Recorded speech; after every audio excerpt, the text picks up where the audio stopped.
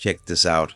This guy once launched fireworks at his own teammates. He knocked out Ronaldo's tooth in a wrestling match. He tried to murder Robinho in training, got laughed at when signing for Real Madrid, and one coach even questioned his mental stability before a major tournament. This isn't a football career, it's a movie script, but every second of it is true. And by the end of this story, you'll understand why they call Thomas Gravesen Mad Dog.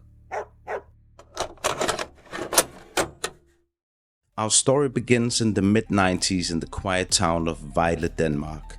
A teenage Gravesen burst onto the scene with his hometown club Vejle BK in 1995. Even as a youngster, he played like a Viking warrior on the field. Fearless, aggressive, and absolutely determined. Patrolling midfield and even filling in as a sweeper, he helped Vejle win silver medals in the 1996-97 Danish Superliga. Local fans quickly learned that whenever Gravesen went in for a challenge, he went in hard, foreshadowing the no-nonsense style that would become his trademark. By 1997, his exploits had attracted foreign attention and the Danish wildcard was on the move to Germany. Gravesen took his all-action style to the Bundesliga with Hamburger SV on a free transfer, and the Germans got a quick education in Danish grit. From 1997 to 2000, he made 94 appearances for Hamburg, leaving an impression as a tireless midfielder who never backed down. Language barrier or not, there was no need for a translator whenever he delivered a crunching tackle in midfield. While he didn't grab headlines like flashy forwards, Hamburg fans appreciated that every game with Gravesen was a battle. He even chipped in with a few goals, 6 to be exact. Off the pitch, he was still the same character, passionate and a bit unpredictable, though he hadn't caused any major incidents. Yet. His solid performances in Germany set the stage for the next chapter of his journey as the Premier League came calling. In 2000, Gravesen arrived at Everton, and it was here that his cult hero status truly blossomed. He quickly became a fan favorite on Merseyside, with the Goodison Park faithful adoring his commitment and thunderous presence in midfield. If there was a 50-50 ball to be won, you could bet on Gravesen flying in, sometimes looking like he might take the turf up with him. By the 2004 and 2005 season, he was a key driving force in Everton's shock surge towards the top of the Premier League table, pulling strings in midfield, even unleashing the occasional rocket of a long-range goal. But it wasn't just his football skills that made him a legend. It was the offbeat antics that came with the package. Teammates have countless stories about Gravesen's bizarre humor. One day at training, he showed up with fireworks. Yeah, real fireworks. And decided to launch a rocket at Wayne Rooney inside the gym for a laugh. Everton's locker room was never dull with this mad dog on the loose. But let's not forget that he was actually a great player. In his time at Everton, he played 168 matches, scoring 12 goals and providing 14 assists.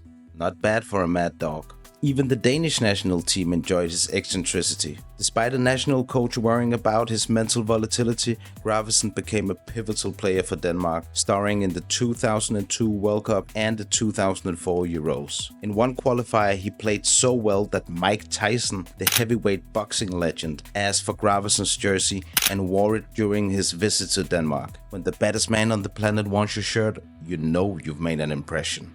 By early 2005, Gravesen's contract with Everton was winding down, and Europe's biggest clubs had taken notice of the bald midfield enforcer with the screw loose. Then came a move nobody expected, a transfer that would shock English fans and introduce Spain to Gravesen's unique brand of chaos. When Real Madrid called in January 2005, the football world was stunned. Even Gravesen was, to be honest. When his agent called and told him that Madrid was interested, the Dane bursted out. "Bloody hell, Atletico Madrid is interested."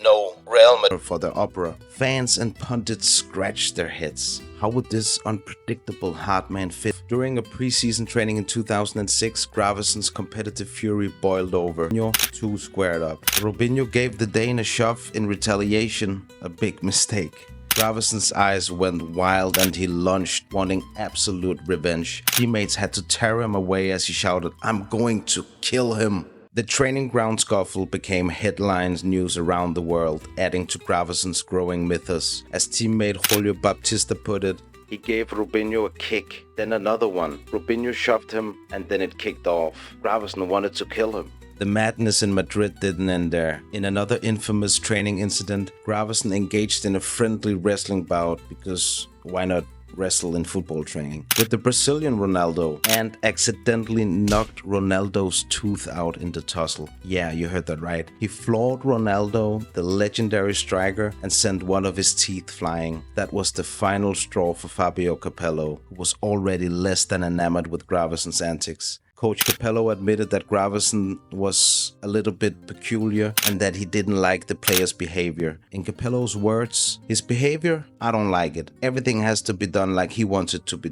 Dane. Gravesen played 49 matches for Los Blancos and scored a single goal, proving to the rest of the world that he could hang with the best of them. Off the pitch, Thomas continued to surprise. During his time in Spain, he even dated a Danish stripper, making as many tabloid headlines as he did sports pages. As if wrestling teammates and threatening to murder one wasn't interesting enough, right? After a tumultuous year and a half, the Real Madrid chapter was closed. It was time for the next twist in the tale, one that could take Gravesen to a new country and a very different football scene.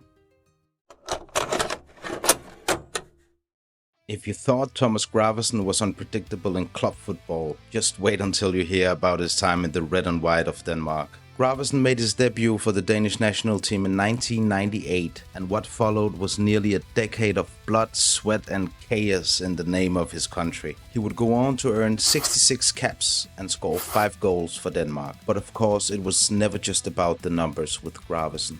For Denmark, he was a midfield madman, charging into tackles like he was raiding English villages, barking instructions at teammates, and celebrating goals like a man possessed. In a squad that often featured elegant playmakers and tidy technicians, Gravesen was the one wrecking ball they needed. He wasn't there to finesse. He was there to set the tempo, rattle cages, and occasionally launch a 35-yard screamer into the top corner. One of his biggest moments came at the 2002 World Cup in South Korea and Japan, where he started all 4 of Denmark's matches, helping them top a group that included France and Uruguay. Denmark were eventually knocked out by England in the round of 16, but Gravesen's warrior spirit was one of the few Danish highlights. Then came Euro 2004, where Denmark reached the quarterfinals, and Gravesen was once again in the thick of it. In a 2-0 win over Bulgaria, he pulled the strings from deep, launched counter-attacks, and, in typical fashion, nearly came to blows with a teammate during a substitution mix-up. But perhaps the most iconic moment in Danish red came off the pitch, when a journalist asked manager Morten Olsen if Gravesen was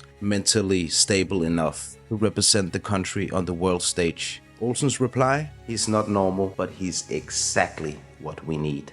Because when Denmark needed someone to break up play, to scare the opposition's midfield, to fight for the shirt, Thomas Gravesen was their man. In 2006, after nearly a decade of representing his country with relentless commitment, he retired from international football at the age of 30, shocking fans and teammates. The reason? He said he wanted to focus on his club career, which really meant he was preparing for his wildest chapter yet.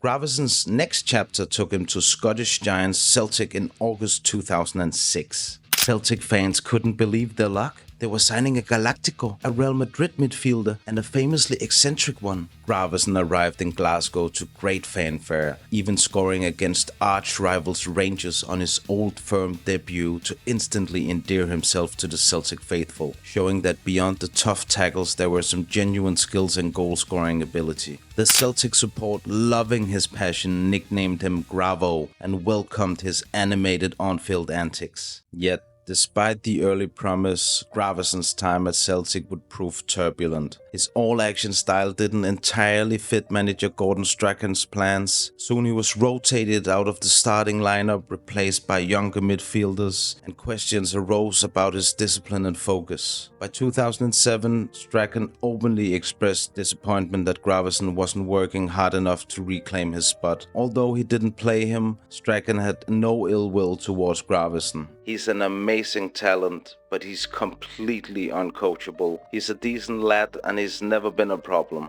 True to form, Thomas had his own approach. Rumor has it he'd sometimes ignore tactical instructions in favor of doing things Gravesen style. After just one season, Celtic decided to cut their losses. They sent him back to Everton on loan for the 2007-8 season, giving Goodison fans a nostalgic encore. While he had some decent outings in his second spell at Everton, the writing was on the wall. In the summer of 2008, Celtic released Gravesen from his contract by mutual agreement. In 2009, Gravesen stunned everyone by announcing his retirement from professional football. It was a surprisingly early end for a player of his caliber. 32 is an age when many midfielders are still going strong. But then again, nothing Thomas did was ever by the book. Some say he simply lost interest in the regimented life of a footballer, and others believe he had enough money and mischief to pursue other adventures. True to form, he walked away on his own terms without fanfare or a long farewell tour. One day he was entertaining offers from clubs, and the next he was gone from the pitch, leaving fans to wonder what on earth Thomas Gravesen would do next if he wasn't launching himself into tackles anymore. Little did we know the really unbelievable part of his story was just beginning. He wanted to get away from it all. The media reporting on his private life, all the attention and the whole hustle of being a professional footballer. But retirement for Gravesen obviously didn't mean quiet nights in front of the TV. Instead, he went all in on his new lifestyle that could rival a Hollywood movie. By 2013, it was reported that the madcap midfielder had parlayed his earnings into successful investments and was living large in Las Vegas. Yeah, Las Vegas. The neon-lit playground of risk and reward was now the new home for football's former firecracker. And he fit right in. In true Gravesen fashion, he didn't do anything halfway. He became a regular at the high-stakes poker tables around town, bringing the same fearless approach to cards that he once brought to bone-breaking tackles. The gambles paid off. In one legendary run, Thomas Gravesen won around $111 million playing poker after weathering some jaw-dropping losses of about $75 million beforehand. It was a roller coaster of risk that only someone like Gravesen would ride, and it made him enormously wealthy. Suddenly, the tough tackling Dane who'd been signed for a few million was reportedly worth over $100 million. He traded in the football boots for a luxurious lifestyle that few ex-athletes could even imagine. Gravesen bought a mansion in an exclusive gated community in Nevada with Hollywood actor Nicolas Cage and tennis icon Andre Agassi as neighbors. And remember Mike Tyson, the boxer who once proudly wore Gravesen's Denmark jersey? It turns out Tyson wasn't just a one-time fan. He became a part of Thomas' Vegas circle as well. The two were seen enjoying the Vegas nightlife together, bonding over their larger-than-life reputations. It's like the universe decided that of course the most ferocious footballer would end up hanging around with the most ferocious boxer. Sure, there's a lot of crazy and funny stories about Thomas Gravesen from Las Vegas, but of all the crazy stories from Mad Dog's life, this one might be the funniest. During his time in Las Vegas, he stayed active by playing a bit of indoor five-a-side football with some newer American friends, guys who had absolutely no idea who he was. To them, he was just some Danish dude with a shaved head and a wild laugh. Then they actually played with him. Gravesen being Gravesen absolutely dominated. He was flying into tackles, controlling the midfield like it was the Bernabeu, and casually smashing in bangers from distance. His American friends were blown away. After the match, one of them, genuinely impressed, pulled him aside and asked, "Hey man, have you ever thought about maybe going semi-pro? You've got some serious talent." Gravesen, barely able to contain his laughter, just grinned and said, "No." Imagine being an American dude in Vegas thinking you just discovered some hidden Sunday league talent, only to later Google him and realize he's played for Real Madrid, Everton, and the Danish national team at the World Cup. After conquering football, surviving Real Madrid's Galactico era, and winning millions in poker, Gravesen eventually decided to return to his roots. Instead of staying in the high-stakes world of Las Vegas, he moved back to Vejle, Denmark, where his story first began. But of course, he didn't just retire quietly. Instead, Gravesen became a businessman and a pundit. In classic Gravo fashion, he didn't go for a simple investment. He opened a paddle tennis center in Vejle, a booming sport that has been taking Europe by storm. And here's the best part. He's actually really good at it. Turns out that the same hand-eye coordination and relentless competitiveness that made him a midfield warrior have also turned him into a serious paddle player. Those who've played against him say that he's just as fiery, intense, and unpredictable on the paddle court as he was on the football pitch. When he's not smashing paddle winners, Gravesen is giving his unique takes as a football pundit on Danish TV, delivering the same no-nonsense, blunt and brutally funny analysis that made him a football favorite. If you thought his playing style was ruthless, wait until you hear his opinions on modern football. Thomas Gravesen's story is unlike any other. He started as a fearless kid in Denmark, became a cult hero at Everton, shocked the world with his Real Madrid move, threw hands with Robinho, knocked out Ronaldo's tooth, and then somehow ended up as a millionaire poker player in Las Vegas, playing five-a-side with guys who thought he should maybe go semi-pro, before returning home to run a paddle center, dominate the court, and give hot takes on Danish TV. No scriptwriter could have come up with a career as chaotic, entertaining, and insanely unpredictable as Gravesen's. He may have retired from football, but his legend lives on, not just in highlight reels, but in the countless ridiculous stories that prove one thing: there will never be another Thomas Gravesen.